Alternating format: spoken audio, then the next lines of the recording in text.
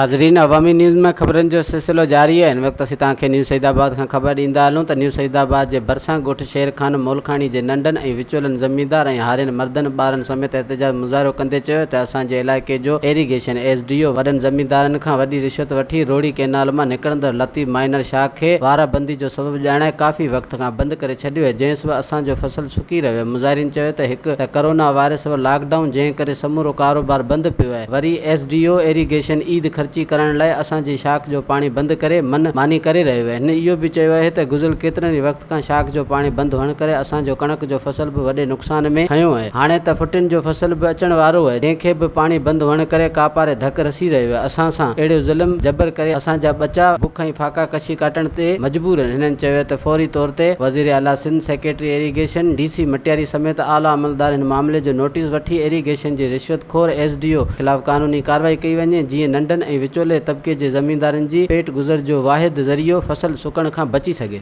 वधीक ख़बरनि ऐं तफ़सील जे लाइ विज़िट कयो असांजी वेबसाइट awami news hd.com ऐं ॾिसंदा रहो अवामी न्यूज़ HD।